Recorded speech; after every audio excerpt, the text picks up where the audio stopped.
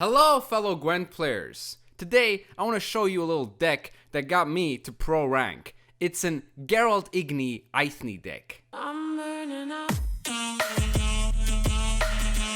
I usually post most of my decks on Reddit, but with this one I'm not going to do that because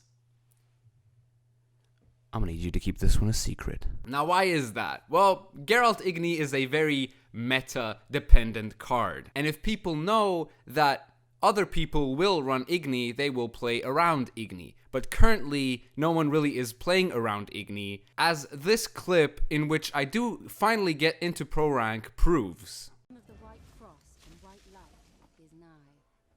Bog! Champ, let's go, boys.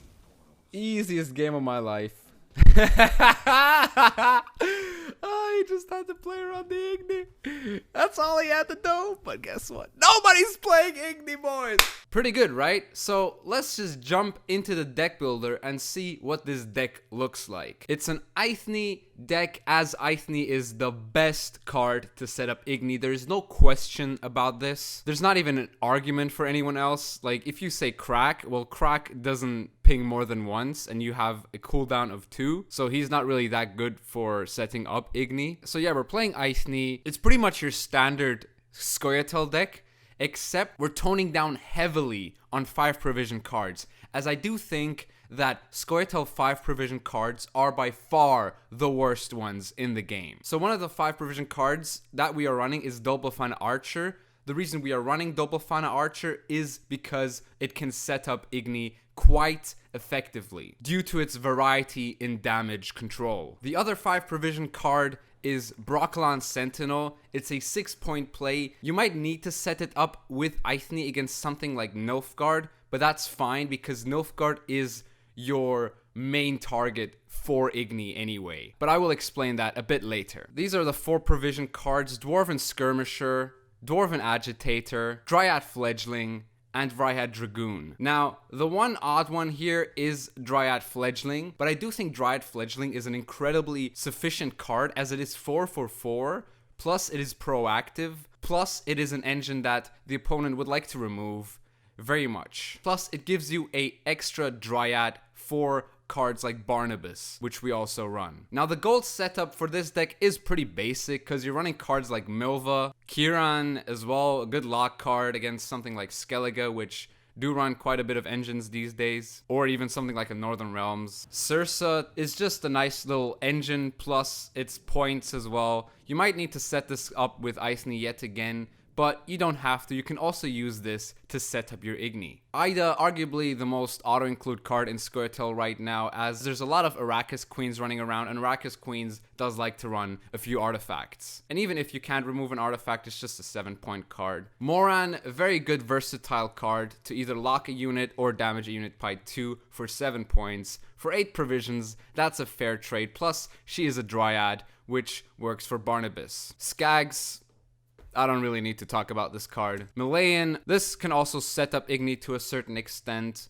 Plus, it's good removal. It's a very consistent card, especially in something like Eithne. Gabor Zigrin, very consistent card. Now, if you don't have the budget to craft Gabor Zigrin, as he is quite expensive, a good alternative would be Hengave Sword. But do be careful not to use too many Eithne pings to set this up, as you do need your Eithne pings for Eithne. The next card is Cyprian Wali. Now this card is just there to be teched against Nilfgaard. This entire deck is just easy wins against Nilfgaard. All in all, it's still pretty much a very good card in general. Now Roach is a very strong card because it gives you a lot of tempo in round 1 for you to be able to win round 1, which with this deck is very strong because then you can have Eithne as your last say. And it helps keep up against matchups like Skellige. Barnabas Beckenbauer is a pretty strong card. At its worst, it's an 8.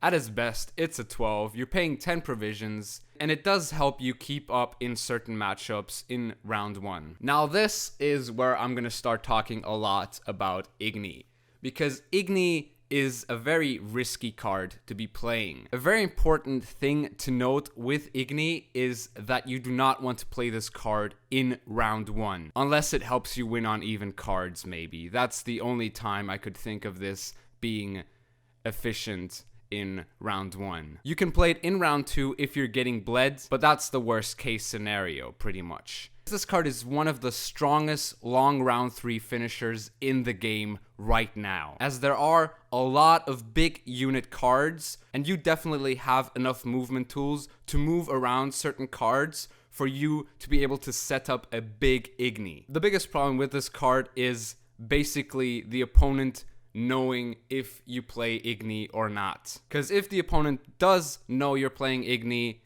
he will play around it, obviously. But as currently no one is really playing this card, it's going to get you a lot of points, especially against Nilfgaard. This card is an instant win if you draw it round 3 against Nilfgaard. And that's assuming the round is long enough, because Nilfgaard does play a lot of 6 and 5 point cards. The only time they don't do that is when they play Vivian onto Roach. Then the Roach becomes a 10 point card, but you can still put down the Roach to a 5 with 4 Eithne pings, Malayan, even a Skags, even like Doblathana archers, even a Sursa if need be. But you do want this card in your hand round 3 if the round is long enough. Now, you can mulligan this card. Don't be afraid to mulligan this card if you know this is not going to get enough value for you, because there are certain instances where that is the case. But when this card goes off in the meta right now, it's going to get you more than 14 points easily. The last card is Eithne. I don't need to talk about this card really, everyone knows about Eithne. So now that I've introduced you to this deck, let's jump into some games. Alright, playing against Brewer Hoog. Let's see how we do here. I think I'm going to keep this hand. I'm going to put the boost onto Gabor from Circe. Alright, he's passed. That's very good actually. He might have Gabor for carryover, but that just gives us another Eithne target. If we draw Eithne, of course. Full gold hand. Can't complain about that, honestly. Now I'm going to play Gabor for immunity. A 7 immune card is pretty good here, actually. Yeah, there is Eithne. This hand looks very decent, if I'm honest here. So let's just keep this hand the way it is. So if we move this Gabor, we can get a pretty good Eithne here, actually. We can get a 16 point Eithne, which is actually very good. But we're not going to do that just yet. Oh, he's doing it for us. How nice of this guy. Seriously. That's pretty funny. He's done it for us.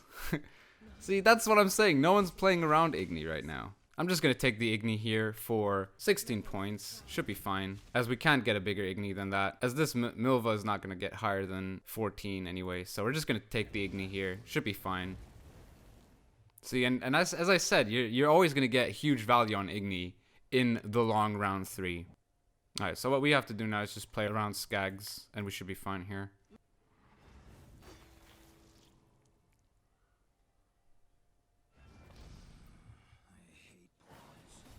What? I don't know. That was the easiest win ever. Alright, we're playing against Calvite. Now, Calvite's an interesting one, as there are Calvite decks that do run Zoltan, and Zoltan, it just feeds into Eithne like no other card. Alright, this hand is fine, to be fair. Sure. Thing is, here I am going to play around Leo Bonhart, so I'm just going to ping my own unit here. And it should be fine.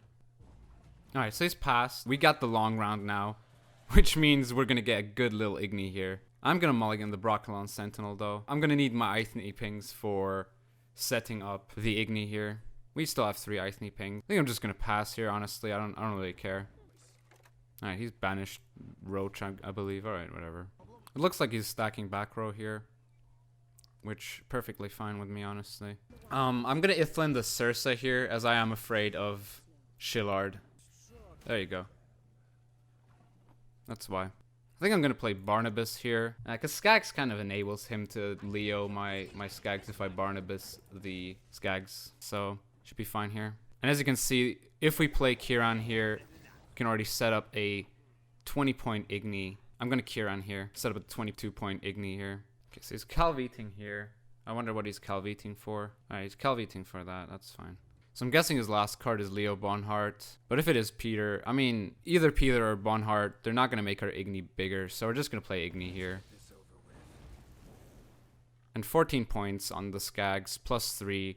I don't think he's got this. So we win this game pretty easily because of a 20-point Eithne, which, that's just good, isn't it? So yeah, Nilfgaard, as I said, is arguably the easiest opponent because Nilfgaard doesn't bleed you for some reason, and they just have so many like 5-6 point cards just waiting to get Eithne'd in the long round. We're playing against Gurney Korra. Let's see if we can get big Eithnes here. I think I'm going to use an Eithne tick here. It's pretty good Wily value. Plus the Roach comes out. Puts us ahead quite a few points here.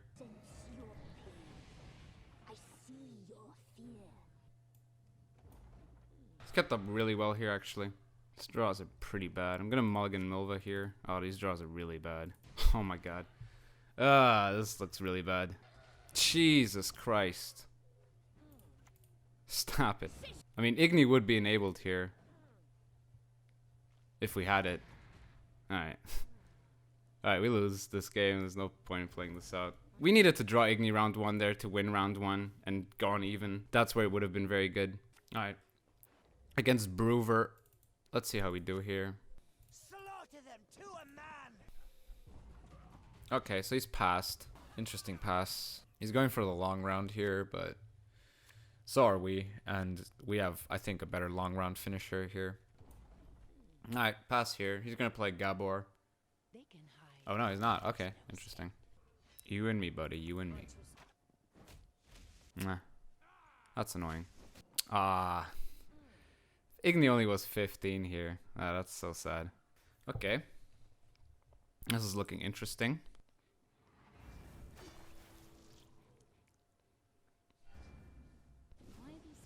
Alright, good. See, this is a pretty good Eithne here. 23. It's pretty decent. See, no one's playing around Eithne. Always gonna get nice value. I mean, we win by a short margin, but we win by a short margin because of Eithne. So, it's pretty good, eh? Alright, playing against Dana. Now, Dana in the long round is very good Eithne fodder, but still something to be cautious about. You too, mate.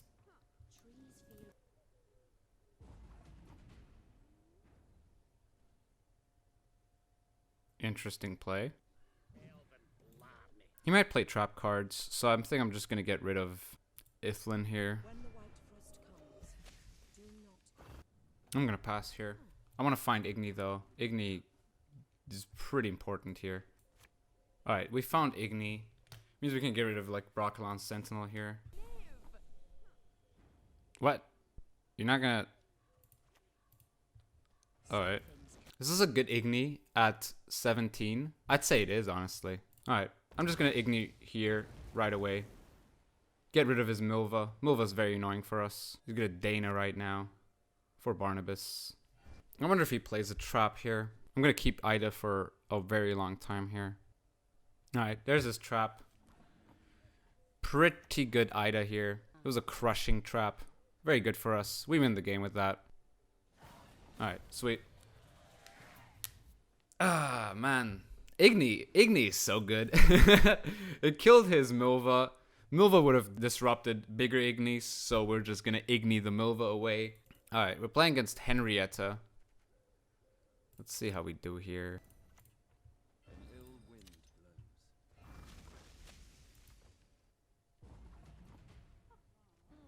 Sure. Our brothers in the valleys need us. Okay. I mean, the fact that he's played a gold card makes it very good for me, because now we can banish the Roach, and I have to worry about card advantage still. That's fine by me. Okay, so he's a Witcher deck. Interesting. I mean, I'm just gonna pass, because he's invested quite a few cards in this round that doesn't really matter to me. But that means he also has Eskel, so keeping movement is actually really good here. Okay, I do want to find Eithne though, still. Hey, there he is. I wonder if he's playing Eithne in his Witcher deck. That was some clever mulligan there. He's gonna Letho, I think, next. Or that, that's fine. Just kill that.